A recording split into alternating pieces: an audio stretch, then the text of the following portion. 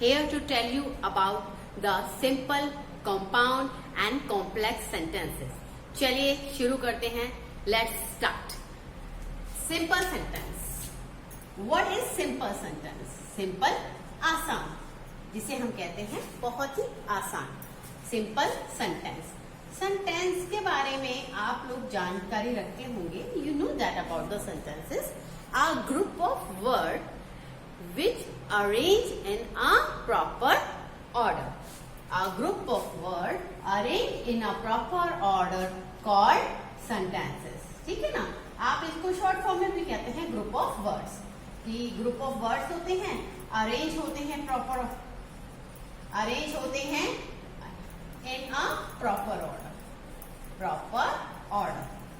ठीक है. अब आपको सेंटेंस के बारे में पता चल गया. अब हम बात करेंगे सिंपल के सेंटेंस के बारे में. सिंपल सेंटेंस क्या होते हैं बेटा? वो सेंटेंस जिसमें सब्जेक्ट होता है और क्या होता है? A finite verb. A finite verb.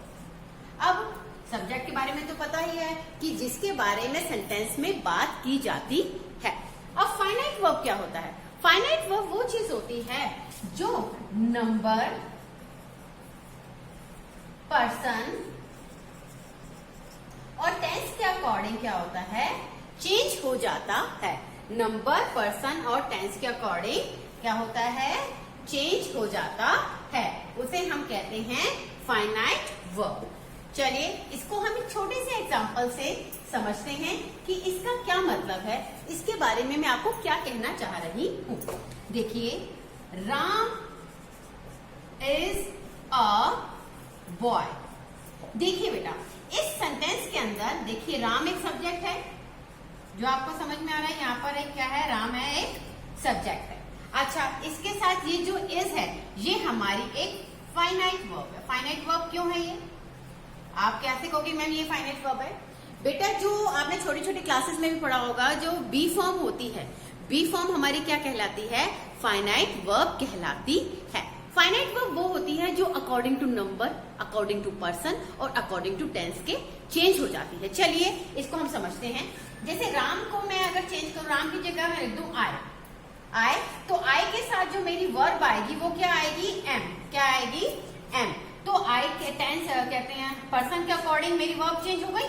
तो I am a boy. I am a boy. तो इसलिए इसे क्या कहा जाता है? Finite verb. ये एक सिंपल सेंटेंस होता है. सिंपल सेंटेंस है क्योंकि इसमें सब्जेक्ट भी है, उसमें एक फाइनाइट वर्ब भी है. तो जो verb according to number, person और टेंस के अकॉर्डिंग चेंज हो जाए उसे हम क्या कहते हैं? फाइनाइट वर्ब कहते हैं. तो ये आपको क्लियर हो गया. बड़ी सिंपल सी बात थी. सिंपल सेंटेंस को कैसे पहचानना है? जिसके अंदर एक सब्जेक्ट हो और एक फाइनाइट वर्ब हो. चलिए अब हम बात करेंगे कंपाउंड सेंटेंस के बारे. Compound sentence. कंपाउंड सेंटेंस बेटा क्या होते हैं? जो कंपाउंड सेंटेंस हमारे होते हैं जिनके अंदर दो इंडिपेंडेंट क्लॉज होते हैं. कंपाउंड सेंटेंस होते हैं जिसमें टू और मोर, क्या? टू और मोर इंडिपेंडेंट क्लॉज होते हैं. इंडिपेंडेंट क्या होते हैं? क्लॉज होते हैं. चलिए अब हम सबसे पहले समझेंगे ये क्लॉज क्या होते हैं. क्लॉज जिसके अंदर सब्जेक्ट होता है और प्रिडिकेट होता है. क्या होता है? प्रिडिकेट होता है. वो एक क्लॉज कहलाता है. आपको पता है क्लॉज के दो टाइप मैंने आप लोगों को समझाए थे. क्लॉज के दो टाइप कौन से हैं? इंडिपेंडेंट क्लॉज और डिपेंडेंट क्लॉज. डिपेंडेंट क्लॉज क्या होते हैं? जो इंडिपेंडेंट क्लॉज पे डिपेंड करते हैं. उनका मीनिंग अपने आप में कंप्लीट नहीं होता. और इंडिपेंडेंट क्लॉज होते हैं जिनका मीनिंग अपने आप में कंप्लीट होता है. सब्जेक्ट और प्रेडिकेट मिलकर एक कंप्लीट मीनिंग बनाते हैं. उसे हम इंडिपेंडेंट क्लॉज कहते हैं. चलिए हम इसे एक एग्जाम्पल से समझेंगे. चलिए, ही saw the teacher and ran away. उसने क्या देखा? उसने टीचर को देखा और भाग गया. अब आप देखिए बेटा, इसके अंदर ये क्या है? ही हमारा क्या है? सब्जेक्ट है, और saw the teacher, saw the teacher ये हमारा क्या हो गया, टोटल प्रिडिकेट, क्योंकि सॉ द टीचर, किसने टीचर को देखा, ही ने टीचर को देखा। तो मैं सब्जेक्ट के बारे में बात कर रही हूँ, प्रिडिकेट किसके बारे में बात करता है, सब्जेक्ट के बारे में बात करता है। ये दोनों मिलकर क्या बनाते हैं, एक इंडिपेंडेंट क्या बनाते हैं, क्लॉज बनाते हैं। अब इंडिपेंडेंट क्लॉज, आप कहोगे मैम ये तो चलो इंडिपेंडेंट क्लॉज हो गया, रैन अवे ये कहां से इंडिपेंडेंट क्लॉज हो गया, इसके अंदर तो सब्जेक्ट नहीं है। बेटा अगर आपको याद हो तो आप जब मैथ में कोई चीज कॉमन होती है उसे एक साइड पे निकाल लेते हैं बाहर, तो इसी तरह से जो ही है मेरा, ये जो ही है मेरा, ये इन दोनों सेंटेंसेस में क्या था, कॉमन था, तो मैंने इसे बाहर निकाल लिया, एक ही बार लगा दिया। तो अब मैं कह सकती हूँ he saw the teacher and he ran away. तो ही रैन अवे, अगर मैं ये हटा दूं, ही सॉ द टीचर, और यहाँ पर लिख दो सिर्फ ही रैन अवे, तो ये भी तो अपने आप में कंप्लीट सेंटेंस है, कंप्लीट मीनिंग है, कंप्लीट है ना, ही रैन अवे, वो भाग गया, तो कंप्लीट है, हाँ ठीक है, वो भाग गया। और अगर मैं कहूँ ही सॉ द टीचर, अगर मैं आपको कहूँ ही सॉ द टीचर, तो ये भी अपने आप में कंप्लीट सेंटेंस है, कंप्लीट क्लॉज कहलाएगा, क्योंकि इसमें सब्जेक्ट है और इसमें प्रिडिकेट भी है। ठीक है, समझ में आ गई बात। और हम बेटा एक चीज और इसके अंदर मैं आपको समझाऊंगी, जो ये आपका कंपाउंड सेंटेंस होते हैं, ये कोऑर्डिनेट कंजक्शन से ज्वाइन किए जाते हैं। अब इनके कुछ चीजें कोऑर्डिनेट कंजंक्शन, इनके लिंकर्स होते हैं, क्योंकि दो इंडिपेंडेंट क्लॉज जब मैं जोड़ूंगी तो कुछ ना कुछ तो बीच में लगाऊंगी, उन्हें जोड़ने के लिए कंजक्शंस का यूज किया जाता है। चलिए, इसका एक ट्रिकी वर्ड है जिससे आप कोऑर्डिनेट कंपाउंड सेंटेंस को बहुत जल्दी पहचान जाएंगे।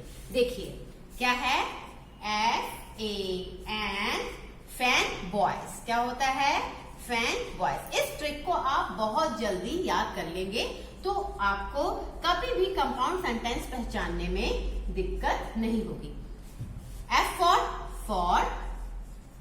A for and for nor, B for but, O for or, Y for yet, S for so।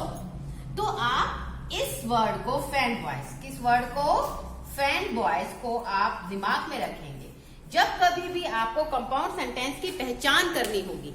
जब कभी भी आपको कंपाउंड सेंटेंस की पहचान करनी होगी तो आप बहुत ही इजीली उसे पहचान पाएंगे, अगर आपको ये फैन बॉयज की ट्रिक याद होगी तो। ठीक है बेटा, चलिए अब हम बात करते हैं कॉम्प्लेक्स सेंटेंसेस की। किसकी बात करेंगे हम, चलिए अब हम बात करते हैं कॉम्प्लेक्स सेंटेंसेस की। कॉम्प्लेक्स सेंटेंसेस के अंदर बेटा एक मेन क्लॉज मतलब इंडिपेंडेंट क्लॉज होता है और टू और वन और मोर इंडिपेंडेंट क्लॉज होते हैं। इसके अंदर क्या होता है, main clause. Main clause main clause क्या होता है हमारा, इंडिपेंडेंट क्लॉज। क्या होता है, इंडिपेंडेंट क्लॉज। इंडिपेंडेंट क्लॉज के बारे में आपको पता है ना, इंडिपेंडेंट क्लॉज वो क्लॉज होता है जो अपने आप में पूर्ण होता है, जिसको डिपेंडेंट क्लॉज की नीड नहीं होती। और इसके अंदर क्या होता है, कॉम्प्लेक्स सेंटेंसेस के अंदर वन और मोर डिपेंडेंट क्लॉज भी होते हैं। वन और मोर डिपेंडेंट क्लॉज भी होते हैं। अच्छा, इनको भी ज्वाइन किसके द्वारा किया जाता है, कंजंक्शन के द्वारा। कंजंक्शन के द्वारा इनको भी ज्वाइन किया जाता है, जो यूजुअली हमारे होते हैं, जैसे whom, which, where, unless, और बट। जो मैंने आपको ट्रिक समझाई थी बेटा कि वो जो फैन बॉयज की, उससे हम कंपाउंड सेंटेंस को पहचान लेते हैं और बाकी अनदर से हम किसको पहचानते हैं, कॉम्प्लेक्स सेंटेंसेस को पहचान लेते हैं। चलिए इसे भी हम एक एग्जाम्पल से समझेंगे। किसे हम इसे हम एक एग्जाम्पल से भी समझते हैं। He will pass if he works hard। देखिए बेटा, आप अभी if he works hard को भूल जाइए, हम बात कर रहे हैं he will pass। देखिए he हमारा सब्जेक्ट है, will pass हमारा प्रेडिकेट है, क्लॉज तो ये है, ये आपको भी पता है ये क्या है, क्लॉज। और ये क्लॉज है और ये अपने आप में डिपेंडेंट क्लॉज है। अगर मैं कहती हूँ ही विल पास, कि वो पास हो जाएगा, तो आपको पता है कि ये नॉर्मल है, ये बिल्कुल क्लियर वर्ड है, इसमें मुझे कोई क्वायरी नहीं है, कोई मैं क्वेश्चन नहीं पूछूंगी मैम ही विल पास क्यों भाई, किस लिए, ऐसा नहीं पूछूंगी, क्योंकि जो चीज अपने आप में कंप्लीट होती है उसके अंदर कभी भी क्वेश्चन पुटअप नहीं होता है। चलिए अब आप ही विल पास को भूल जाइए, ये पढ़िए इफ ही वर्क्स हार्ड। देखिए इसके अंदर भी सब्जेक्ट है, इसके अंदर भी प्रीडिकेट है, बट ये अपने आप में क्या है, कंप्लीट नहीं है।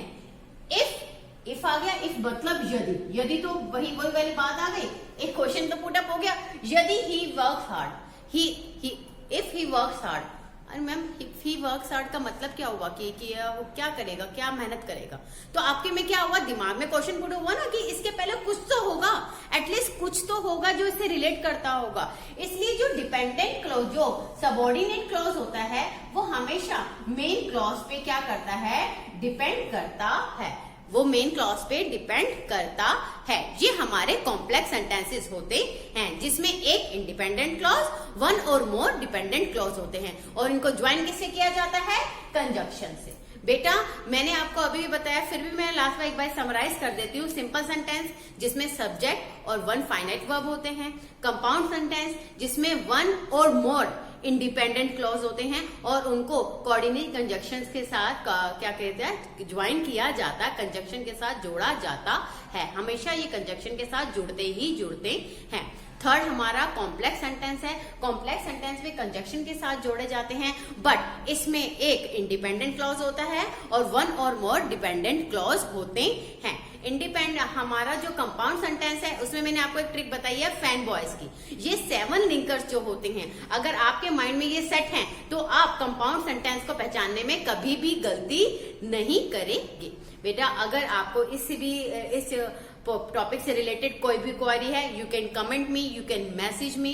If you understand each and everything clearly, then subscribe my channel, and good day and have a nice day. Stay home, stay safe.